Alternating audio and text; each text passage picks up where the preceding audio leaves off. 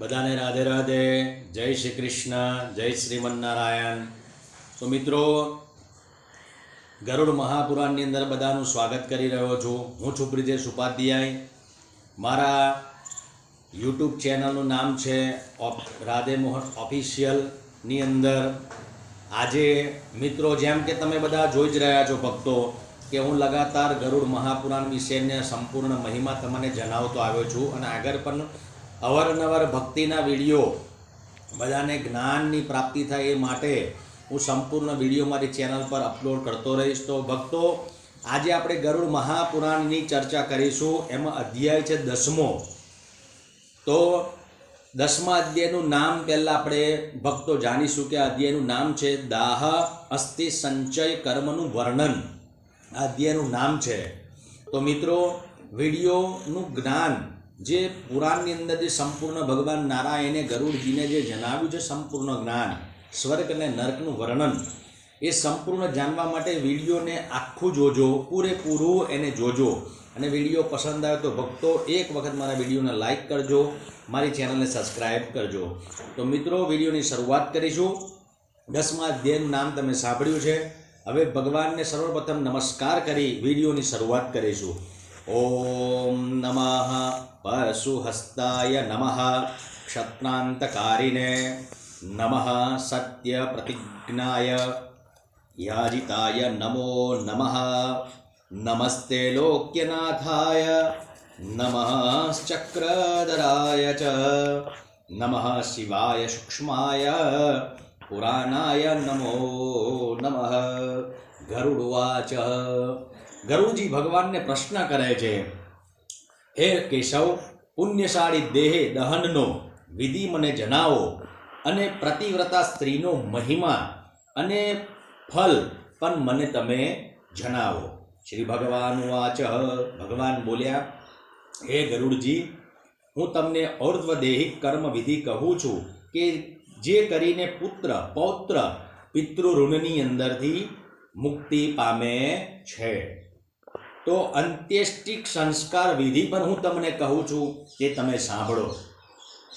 કે બહુદાન કરવાનું શું ફલ મળે?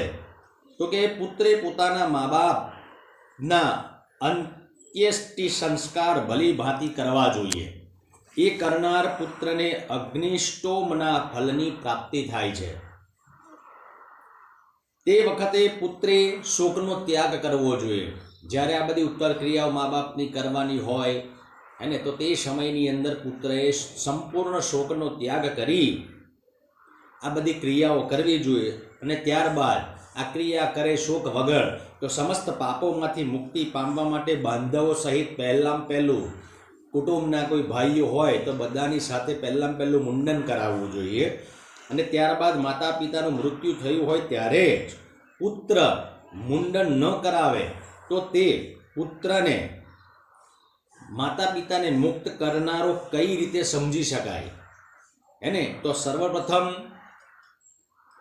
ચેસ્ટ એટલે કે છાતીના આ માથાના વાળને બધાને કાઢી નાખવા જોઈએ, મુંડન કરાવી દેવું જોઈએ. ત્યારબાદ સમસ્ત ભાઈઓ સાથે નદી કે કૂવાના જળથી સ્નાન કરી ચોખ્ખા ધોયેલા વસ્ત્ર પહેરવા જોઈએ. ત્યારબાદ જે મૃત્યુ પામેલા હોય એને ચોખ્ખા જલ વડે સ્નાન કરાવી ધોયેલા વસ્ત્ર પહેરાવાના, એના શરીરની પર ચંદનનો લેપ લગાવી ચોખ્ખા વસ્ત્ર પહેરાવી અને પુષ્પોની માળા એ દેહની ઉપર ધારણ કરાવવી જોઈએ. ત્યારબાદ ગોત્ર ઉચ્ચારણ કરી સંકલ્પ કરી અપસવ્યપણે દક્ષિણા સાથે મૃત્યુના જે જગ્યા હોય જ્યાં પણ મૃતક દેહને સુવડાવ્યો હોય ત્યાં મૃતકના નામથી, એટલે જે મૃત્યુ પામી હોય તેના નામથી પિંડદાન કરવું જોઈએ. આમ કરવાથી પૃથ્વીના અધિષ્ઠાતા દેવ સંતુષ્ટ થાય છે. ત્યારબાદ ઘરના બારણા ઉપર એક પિંડ આપવો જોઈએ. આમ કરવાથી ભૂત ગણમાના જે દુર્ગત થયા હોય, અર્થાત માર્ગ અવરોધકો ત્યાં જે પણ હોય એ સંતોષ થાય છે અને તેમનો માર્ગ રોકતા નથી. ત્યારબાદ ઘરની પુત્ર વધુઓ આદિએ તેની પ્રદક્ષિણા કરવી, જે મૃત્યુ પામ્યા હોય તેની પ્રદક્ષિણા કરવી. અને તેનું પૂજન કરવું જોઈએ. ત્યારબાદ અન્ય બાંધવો સાથે પુત્રે તે પ્રેત એટલે કે જ્યાં સબ સુવડાયું હોય, મૃત્યુ પામેલા જે પણ હોય તેને સુવડાયા હોય તો તેને ખભે ઉપાડવું અને પોતાના ખભા પર બાપને સ્મશાને લઈ જનારો પગલે ને પગલે અશ્વમેઘ યજ્ઞનું ફલની પ્રાપ્તિને પ્રાપ્ત કરે છે. ત્યારબાદ બાલ્યવસ્થામાં પિતાએ પુત્રને ખભે અને પોતાના ખોળામાં રમાડ્યા હોય છે અને લાડ લડાવ્યા હોય છે. તે રીતે પુત્રે પોતાના બાપને ખભાની ઉપર ઉપાડી સ્મશાને લઈ જાય ત્યારે ત્યારે એ પિતાના ઋણમાંથી એ પુત્ર મુક્ત થાય છે. માર્ગમાંથી સ્મશાનમાં જઈને ત્યાં જળથી પવિત્ર પૃથ્વીને પવિત્ર કરવી અને એ પ્રેતને સ્નાન કરાવી ભૂત નામના પ્રેતને વિશ્રામ અર્થે એક પિંડદાન કરવું જોઈએ. તો પિંડદાન થયાથી પિશાચા રાક્ષસા યક્ષા યે ચાન્ય દિક્ષુ સંસ્થિતાઃ તસ્યે હોતવ્ય દેહસ્ય નૈવ યોગ્યતકારકાઃ. ત્યાં પિશાચ, રાક્ષસ અને દિશાઓના આશ્રય નિર્વાહ કરનારાઓને પિંડદાન આપવું જોઈએ. જો ત્યાં પિંડદાન ન કરાય તો ત્યાંના પિશાચ આદિ એ મૃતકના માંસનું ભક્ષણ કરે છે. એટલે જ્યાં પર મૃત અવસ્થામાં જેમને પણ સુવડાયા હોય એના મરી ગયેલાના વ્યક્તિનું માંસ ખાય છે એ લોકો. અને દાહક્રિયામાં તે પ્રેતને અયોગ્યતા મળે છે. એને સંસ્કાર, અગ્નિ સંસ્કાર કરવાનો હોય ત્યારે તેને યોગ્યતા પ્રાપ્ત નથી થતી, પણ મતલબ કે એની અવરું થઈ જાય છે અને એને અયોગ્યતા પ્રાપ્ત થાય છે. પછી પ્રેતનું માથું ઉત્તરની દિશામાં રાખવું અને દાહક્રિયા માટેનું સ્થળ શુદ્ધ અને સારું શોધવું જોઈએ. ત્યાંની ભૂમિ જળથી પવિત્ર કરવાની અને ગાયના છાણથી લીપવી. એ સ્થળથી થોડીક માટી અંગૂઠા તથા ટચલી આંગળીની ચપટીથી ઉપાડી પવિત્ર કરવી અને ત્યાં વિધિપૂર્વક અગ્નિનું સ્થાપન કરવું જોઈએ. એ અગ્નિની પુષ્પાક્ષતૈર્સ્થા એટલે અગ્નિનું નામ છે ક્રવ્યાદ અગ્નિ ના નામે એ અગ્નિની પૂજા કરવી જોઈએ અને ઘી વડે લોમભ્યઃ સ્વાહા ના દેવ મંત્ર દ્વારા વિધિપૂર્વક હવન અને કે હોમ કરવો જોઈએ. ક્રવ્યાદ અગ્નિ મંત્રથી અગ્નિને પ્રાર્થના કરવાની કે હે ક્રવ્યાદ અગ્નિ, આપ સમસ્ત પ્રાણી માત્રના ધારક છો, સમસ્ત જગતનું કારણ તેમજ સમસ્ત જગતનું પાલન કરનારા છો. આ મૃત્યુ પામેલા સંસારીને આપ સ્વર્ગે લઈ જાઓ. આ રીતે આ ક્રવ્યાલ અગ્નિને પ્રાર્થના કરવી જોઈએ. ત્યારબાદ આમ અગ્નિની પ્રાર્થના કર્યા બાદ ચંદન, તુલસી, ખાખરાઓ અને પીપળાના લાકડાની ચિતા બનાવવી જોઈએ અને ત્યારબાદ એ ચિતામાં પ્રેતને સ્થિત કરી 2 પિંડ આપવા જોઈએ. એક ચિતાની ઉપર પિંડ આપવાનો અને ત્યારબાદ બીજો જે મૃત્યુ પામેલા હોય ચિતાની પર જેમને સુવડાવ્યા હોય એમના હાથની અંદર એક પિંડ આપવો જોઈએ, એટલે કે પિંડદાન કરવું જોઈએ. મૃતકના નામનો 3 વાર પિંડદાન કરીએ ત્યારથી સપિંડિત સાથે મૃતકને પ્રેત શબ્દ એટલે કે પ્રેત નામ પ્રાપ્ત થાય છે. કેટલાક પ્રેતકલ્પ જ્ઞાતા તેને સાધક એવું પણ નામ આપે છે. તેથી તે નામથી તે પ્રેત એવા નામથી ચિતા પર પિંડદાન કરવું જોઈએ. આમ ટોટલ 5 પિંડ આપ્યા બાદ જ સૌ એટલે જે મૃત્યુ પામેલું હોય શરીર એને સૌ આહુતિની યોગ્યતાને પામે છે. જો આ 5 પિંડ ન અપાય તો આગળ કહ્યા પ્રમાણે રાક્ષસ આદિ યોનિઓ કુલને નાશ કરવાની પ્રવૃત્તિનો આરંભ કરી દે છે. આ પ્રમાણે જ્યાં જ્યાં સ્મશાનમાં આ પ્રમાણે પિંડદાન નથી થતા તો ત્યાંના રહેવાવાળા રાક્ષસગણ એ કુળનો નાશ કરવા માટે તત્પર બની જાય છે. એટલા માટે આ 5 પિંડદાન બાદ હોમ કરેલ અગ્નિ પુત્રે પંચક ન હોય તો ચિતા પર મૂકવા જોઈએ. અને ત્યારબાદ પંચકમાં મૃત્યુ પામનારની ગતિ થતી નથી. ભક્તો સાંભળો, જ્યારે પંચક હોય એમાં મૃત્યુ પામ્યા હોય તો તેની ગતિ થતી નથી. તેથી પંચક હોય તો પ્રાયશ્ચિત કરીને જ તેના દેહનો દાહ કર્મ એટલે અગ્નિ સંસ્કાર કરવો જોઈએ. જો આમ ન કરાય તો કુટુંબની અન્ય વ્યક્તિનું પણ મરણ એટલે કે મૃત્યુ થાય છે. પંચકનો મહિમા તમને જણાવું. ધનિષ્ઠા નક્ષત્રના પ્રથમ ચરણથી આરંભાતો અને રેવતી નક્ષત્ર સુધીનો કાળ એને પંચક જાણવો. ત્યારબાદ આ નક્ષત્રોમાં મૃત્યુ થાય તો પ્રાયશ્ચિત કર્યા વિના ગૃહ યોગ્યતા ગણાતી નથી. પંચકમાં દાહ ક્રિયા કરવી અશુભ મનાય છે. એટલા માટે જ આ પ્રમાણે એની વિધિ કરવી જોઈએ. તો આ 5 નક્ષત્રોમાં મૃત્યુ પામનારના ઘરમાં કંઈક ને કંઈક હાનિ અવશ્ય થાય છે, અથવા તો પુત્રો કે પિતરાઈઓ કે ગોત્રાઈમાં કંઈક ને કંઈક વિઘ્નાદી ઉપદ્રવ અવશ્ય ઊભું થાય છે. તો હે ગરુડ, આ સમસ્ત દોષોના નિવારણાર્થે હું તમને એનો વિધિ કહું છું તે તમે સાંભળો. કે એ વિધિ કરવાથી નક્ષત્રો અવળા હોય તો પણ મૃતદેહને દાહ સંસ્કાર કરી શકાય છે. તો પંચકમાં મૃત્યુ થાય તો શું કરવું જોઈએ તે પણ તમે હે ભક્તો સાંભળો. હે ગરુડજી, ભગવાન કેશવને કહે છે કે હે ગરુડજી, પંચક વખતે પ્રેત એટલે કે સૌ પાસે દર્ભના 4 પૂતળા બનાવવા જોઈએ. દાબ આવે છે એના 4 પૂતળા બનાવવાના. આ પૂતળાને વૃક્ષ નામના મંત્રથી મંત્રિત કરવા જોઈએ. ત્યારબાદ પ્રેત જયત મંત્ર વડે વૃક્ષ મંત્રને સંપુટ આપી હોમ કરવાનો. ત્યારબાદ એ 4 પૂતળા સાથે પ્રેતનો દાહ સંસ્કાર કરવો એટલે અગ્નિ સંસ્કાર કરવો અને સપિંડીના દિવસે પુત્રે શાંતિરૂપ વિધિ કરવી જોઈએ. પંચકના લાગેલા આ દોષની શાંતિ માટે એક તલપાત્ર લેવાનું. એમાં સોનું, ચાંદી, રત્ન તેમજ ઘીથી ભરેલા કાંસાના પાત્રનું દાન કરવું જોઈએ. આ પ્રમાણે શાંતિ વિધિ કરીને પ્રેત એટલે કે શવનો અંતિમ સંસ્કાર, અગ્નિ સંસ્કાર, દાહ સંસ્કાર કરનારને કોઈ પણ જાતનું વિઘ્ન આવતું નથી. તેમજ મૃતક પણ ઉત્તમ ગતિને પામે છે. હે ગરુડજી, પંચકમાં મૃત્યુ પામનારની આ વિધિ મેં તમને જણાવી. જે પત્ની સાધ્વી હોય અને પતિની સાથે મૃત્યુ પામે તો તેનો પણ તેની સાથે જ દાહ સંસ્કાર એટલે કે અગ્નિ સંસ્કાર કરવો.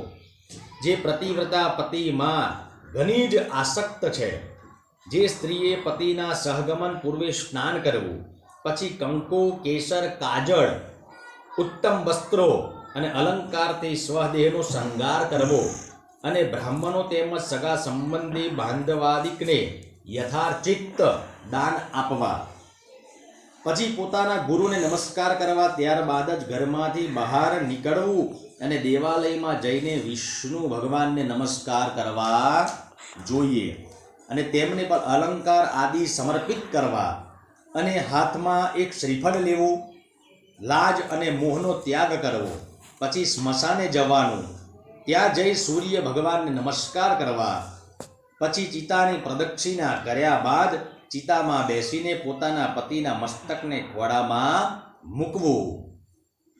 કેમ કે આ પૂર્વકાળની આ પરંપરા છે. અત્યારના સમયમાં કલિયુગમાં વર્તમાન કાલે આ પ્રથા અયોગ્ય છે, એટલે અત્યારે આ કોઈ કાર્ય કરતા નથી. પણ પૂર્વકાળની આ બધી પરંપરા કે પોતાના હાથમાં રાખેલું શ્રીફળ બહેનપણીના હાથમાં આપવું અને અગ્નિને સ્વયંમેવ પ્રજ્વલિત થવાની આજ્ઞા આપવી. તે વખતે પોતાના દેહને ગંગા સ્નાન થઈ રહ્યું છે તેમ પ્રતિવ્રતાએ માનવું જોઈએ. પતિવ્રતા ગર્ભવતીએ પતિ સાથે સહગમન કરવું નહીં. તેને તો બાળકને જન્મ આપીને બાળકનું રક્ષણ અને તેનું પાલન પોષણ કરવાની જવાબદારી ઉપાડવી જોઈએ. પોતાના પતિ સાથે સહગમન કરનારી સ્ત્રીના દેહને અગ્નિ બાળે છે ખરો, પણ જીવને કોઈ પણ જાતનું દુઃખ કે પીડા ઉત્પન્ન થતી નથી. જેમ તાંબુ, સોનું આદિ ધાતુઓનો મેલ અગ્નિમાં તપાવવાથી દૂર થાય છે, તેમ પતિવ્રતા સ્ત્રીએ પોતાના મનને વૈરાગ્યરૂપી અગ્નિમાં પ્રજ્વલિત કરી પોતાના પાપો બાળવા જોઈએ. પરસ્પર વાદ વિવાદ થાય ત્યારે સત્યવાદી તપાવેલું લોઢું પકડે ને દાજે નહીં, તેમ પતિ સાથે સહગમન કરનારી સ્ત્રી દગ્ધ થતી નથી. જીવરૂપ પતિ તેની સાથે એક્ય પામે છે. સ્ત્રી પતિની સાથે સહગમન ન કરે તો તે પોતાના શરીરથી મુક્ત બનતી નથી. તેથી સ્ત્રીએ સર્વાત્મ ભાવે સર્વકાલે માનસિક, કાયિક અને વાચિક કર્મો દ્વારા અંતકરણપૂર્વક પોતાના પતિની સેવા અવશ્ય કરવી જોઈએ. એ પતિના મૃત્યુકાલે પતિ સાથે સહગમન કરનારી સ્ત્રી અરુંધતી સમાન સ્વર્ગમાં પણ પૂજનીય બને છે. ત્યાં પણ તે પોતાના પતિની સેવામાં તત્પર રહે છે અને અપ્સરાઓ તેમની સેવા કરે છે. 14 ઇન્દ્ર થાય ત્યાં સુધી એ ત્યાં જ નિવાસ કરે છે. સહગમન કરનારી એ સ્ત્રીએ પોતાના મોસાળિયાની અને પ્રિયરિયાની અને સાસરિયાની પેઢીઓનો ઉદ્ધાર કરે છે અને પવિત્ર કરે છે. જે મનુષ્યના શરીર પર જેટલા રૂંવાટા છે તેટલા વર્ષ સુધી પોતાના પતિ સાથે તે સ્વર્ગમાં વાસ કરે છે અને તેના સુખોનો ભોગ કરે છે. પોતાનો પતિ જે લોકમાં હોય તે લોકમાં તે નિવાસ કરીને સૂર્ય સમાન તેજસ્વી અને વિમાનમાં જ્યાં સુધી ચંદ્ર સૂર્ય રહે ત્યાં સુધી ત્યાં નિવાસ એટલે વાસ કરે છે.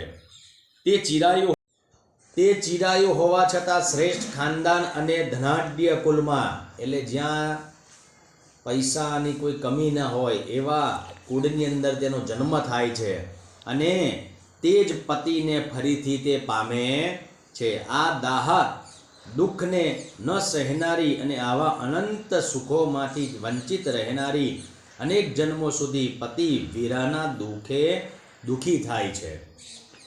તેથી આવી વિધવા બનેલ સ્ત્રીએ પોતાનો પતિ શિવ છે તેમ માની શિવ સાથે જીવને જોડવો જોઈએ. આ સ્ત્રી મૃત્યુ પામે ત્યારે તેનો દાહ સંસ્કાર કરવો. દેહ અર્ધદગ્ધ થાય એટલે અડધો સળગ્યો હોય ત્યારે અથવા પૂર્ણ બળી જાય ત્યારે મસ્તકની ખોપડીને ફોડવી. ગૃહસ્થ હોય તો તેની લાકડાથી અને યતિની શ્રીફળથી ફોડવી જોઈએ. પિતૃલોકની પ્રાપ્તિ માટે તેના બ્રહ્મ રંગમાં કાનું પાડી બ્રહ્મલોકની પ્રાપ્તિ કરાવવા માટે પુત્રે મારા કહેલા આ મંત્રો વડે અગ્નિમાં આજ્યાહુતિ આપવી જોઈએ. એ મંત્રનો ભાવાર્થ આ પ્રમાણે છે કે હે અગ્નિ, આપ વિષ્ણુ દ્વારા ઉત્પન્ન થયા છો. તમારામાં ભસ્મ થયેલા આ માનસને દિવ્ય દેહે સ્વર્ગમાં લઈ જજો. તેનું સ્થૂળ શરીર આપનામાં સ્વાહા થાય છે. સંપૂર્ણ ભસ્મ થઈ જાય ત્યારે અગ્નિમાં મંત્રો દ્વારા તલ મિશ્રિત આજ્યાહુતિ આપ્યા પછી અત્યંત ખેદ કરવો, ત્યારબાદ જ શોક કરવો. આ પ્રમાણે સંસ્કાર કરવામાં આવે તો મૃતકને અત્યંત સુખની પ્રાપ્તિ થાય છે. હવે દાહ સંસ્કાર પછી શું કરવું જોઈએ તો એ પણ સાંભળો કે જ્યારે દેહ બળી ગયા બાદ તેના સ્ત્રી, પુત્રો, કુટુંબના જનોએ સ્નાન કરવું અને ગોત્રોચ્ચાર કરી તલથી અંજલિ આપવી. ત્યારબાદ પછી કડવા લીમડાના પાંદડાને આરોગવાના એટલે કે ખાવાના અને મરનારના ગુણોનું વર્ણન કરવું. સ્મશાનમાં દાહ સંસ્કાર કરીને આવતી સ્ત્રીઓને આગળ કરવી અને પુરુષોએ પાછળ ચાલતા પોતાના ઘરે પાછા આવવું. ઘરે આવ્યા બાદ પુનઃ સ્નાન, ફરી વાર સ્નાન કરવું અને ગાયને અન્ન જમાડવું, ગૌગ્રાસ કરવો. ત્યારબાદ પતરાડાની અંદર જ ભોજન કરવું જોઈએ અને ઘરનું અન્ન ખાવું જોઈએ નહીં. મરનારને જે સ્થળે મૃત્યુ પામ્યો હોય તે સ્થળે ગાયના છાણથી જગ્યાને લીપવી જોઈએ અને 12 દિવસ સુધી ત્યાં અખંડ ઘીનો દીવો પ્રગટાવવો જોઈએ અને દક્ષિણ દિશા બાજુમાં એ દીવાને મૂકવો જોઈએ. તો હે ગરુડ, સૂર્યાસ્ત થાય ત્યારે સ્મશાન કે ચકલામાં માટીના વાસણમાં દૂધ અને પાણી એટલે કે જલ ભરીને 3 દિવસ સુધી એ પાત્ર ત્યાં મૂકવું જોઈએ. એ પાત્રો અપરિપક્વ હોવા છતાં જળ અને દૂધથી ભરપૂર રાખવા જોઈએ. એટલે માટીના લેવાના અને ફૂલ ભરી દેવાના પાણી અને દૂધથી, એવા પાત્રો ત્યાં મૂકવાના. અને ત્યારબાદ એ વાસણ સાંઠા અને દોરડીથી બનાવેલા તરવૈયા પર મૂકી આ મંત્રો બોલવા જોઈએ. મંત્રનો ભાવાર્થ છે કે હે મૃતક, તમે સ્મશાનમાં અગ્નિથી ભસ્મ થયા છો અને બાંધવોએ તમારો ત્યાગ કર્યો છે. તેથી આ પાત્રોમાં દૂધ અને જળનું તમે પાન કરજો, એટલે તમે આને પીજો. ચોથો દિવસ થાય એટલે અસ્થિ શ્રાદ્ધ કરે. દાહક્રિયા કરવા વાળા પુરુષે તે જ દિવસે અસ્થિ સંચય કરવા, અસ્થિને ભેગા કરી દેવાના. અને કદાચ તે દિવસે પંચક હોય કે રવિવાર કે સોમવાર હોય તો બીજે ત્રીજે દિવસે અસ્થિ સંચય કરવા. અસ્થિ શ્રાદ્ધના વિધાનના સ્મશાનમાં જઈ સ્નાન કરીને પવિત્ર થવું અને ઊન કે સૂતરથી બનાવેલી પવિત્રી પહેરીને ત્યાંના ચાંડાલને શક્તિ અનુસાર દાન આપવું. પછી અડદનું બલિદાન અને યમાત્વેતી મંત્રોચ્ચાર કરીને આપ્યા બાદ ડાબેથી 3 પ્રદક્ષિણાઓ કરવી. તો હે ગરુડ, ત્યારબાદ ચિતા પર દૂધ છાંટવાનું. પછી જલ છાંટીને શીતળ એટલે ઠંડા કર્યા પછી અસ્થિ બહાર કાઢવાના. એ અસ્થિને ખાખરાના પાંદડા પર મૂકી વારંવાર દૂધ અને જળથી ધોવા અને માટીના પાત્રમાં મૂકવા. ત્યારબાદ વિધિપૂર્વક શ્રાદ્ધ કરવું. આનું નામ છે ટાઢી વાળવાનો વિધિ. આપણે જે ટાઢી વાળીએ છીએ એનું નામ છે આ. ત્રિકોણ એટલે કે ચોકો કરીને તેને ગાયના છાણ અને જળ વડે લીપીને પવિત્ર કર્યા બાદ દક્ષિણના ભીમુખ બેસવાને અને દક્ષિણ, પશ્ચિમ અને ઉત્તર દિશામાં ક્રમાનુસાર 3 પિંડ આપવા જોઈએ. ચિતાની સગડી ભસ્મનો એક ઘોડો બનાવવાનો અને ઘોડો કરીને ઘડાનું મોં ઢાંક્યા પૂર્વે ઘડાને જળમાં નાખવો જોઈએ. ત્યારબાદ રાંધેલા ચોખામાં દહીં, ઘી અને જળ ભેળવીને તેના પિંડ કરવા અને પછી તે પ્રેતને આપવા જોઈએ. ત્યારબાદ ઉત્તર દિશા બાજુ 15 ડગલા ચાલવું અને ચાલીને ત્યાં ખાડો ખોદીને અસ્થિવાળું એ માટીનું પાત્ર જે લાવ્યા હોય, જેમાં અસ્થિ ભેગા કર્યા હોય, તેમાં એ ખાડામાં એ પાત્રને મૂકવું જોઈએ. તેની ઉપર દાહ કર્મની પીડાના નિવારણાર્થે પિંડદાન કરવું. પછી એ અસ્થિ પાત્રને ખાડામાંથી કાઢીને ઊંડો ધરો હોય ત્યાં લઈ જવું અને ત્યાં એ અસ્થિઓ પર જલ અને દૂધ રેડીને વારંવાર ખૂબ પલાળવા અને ખૂબ કેસર અને ચંદન એ અસ્થિઓની ઉપર લગાડવા જોઈએ.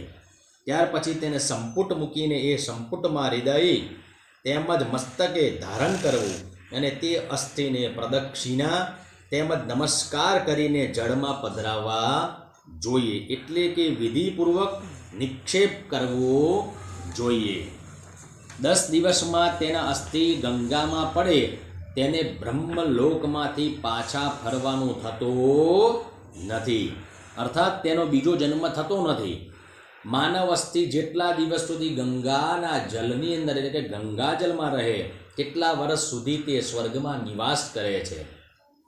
ગંગાના જલને સ્પર્શ થઈને આવતો પવન પણ જો મરનારના દેહને સ્પર્શે તો તેના સમસ્ત પાપો તત્કાલ નાશ પામી જાય છે. જે ગંગાને ભગીરથે રાજાએ ઉગ્ર તપ કરી સ્વર્ગમાંથી પૃથ્વી પર અને પોતાના પૂર્વજોના ઉદ્ધાર માટે ભૂલોક પર લાવ્યા હતા, તે ગંગાએ સગર રાજાના પુત્રોની ભસ્મનો સ્પર્શ કર્યાથી જ એ સ્વર્ગને પામ્યા. એવો ગંગાજીનો મહિમા આ ત્રિલોક્યની અંદર વિખ્યાત અને સુખ્યાત બન્યો છે. જે મનુષ્ય અગાઉ પાપ કર્યા હોય અને તે મૃત્યુ પામે ત્યારે તેના અસ્થિ જો ગંગામાં પધરાવાય તો તે મૃતકને પોતાના પાપોમાંથી મુક્તિ મળે છે. એક પારધી મોટા જંગલોમાં પશુ પક્ષીઓની હિંસા કરતો હતો.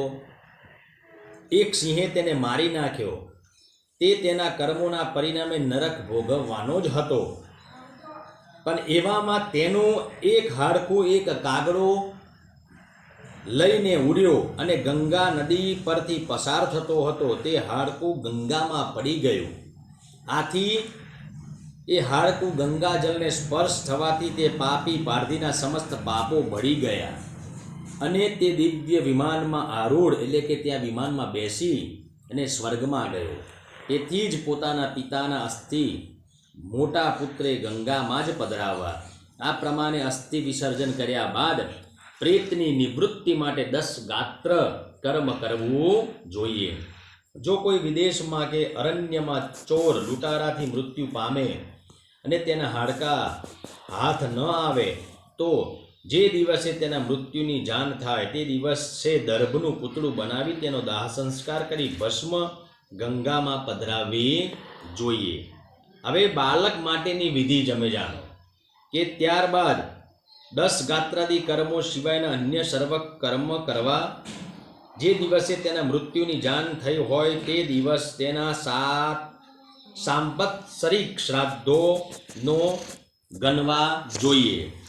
ગર્ભ પૂર્ણ થઈ જો માતા મૃત્યુ પામે તો તેનું પેટ ફાડીને બાળકને બહાર કાઢી અને એક બાજુ મૂકી દીધા પછી અર્થાત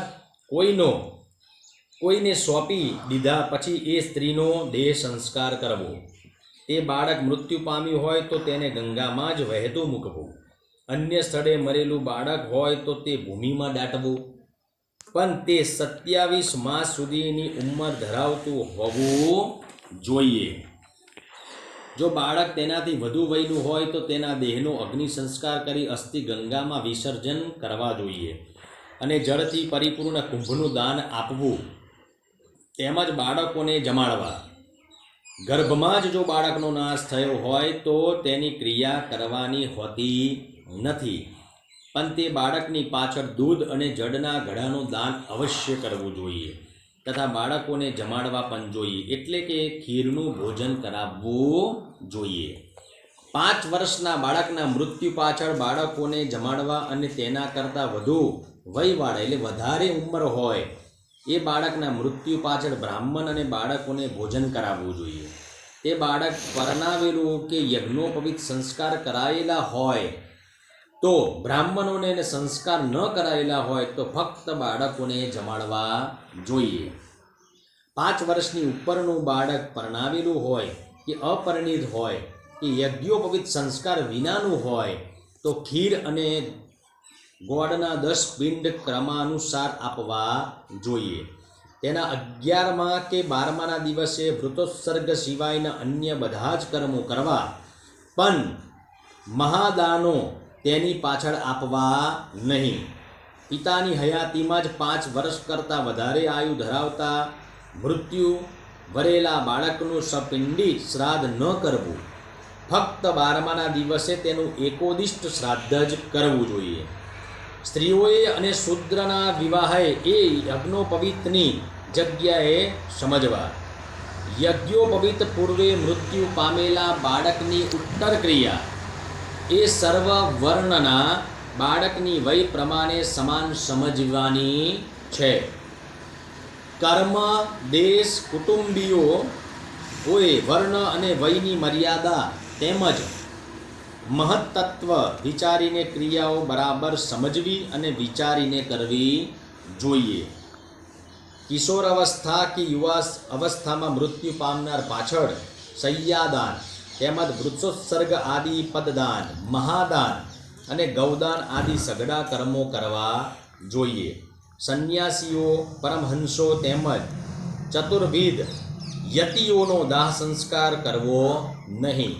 તેમની ઉત્તર ક્રિયા કે 10 ગાત્રાદિક કોઈ પણ જાતની ક્રિયા કે કર્મ તેના પુત્રો કે બાંધવોએ ન કરવા. માત્ર દંડ ધારણ કરવાથી તે યોગી નારાયણ સ્વરૂપ ગણાય છે. ત્રિદંડ ધારણ કરવાથી પ્રેતત્વ સર્વથા નાશ પામે છે.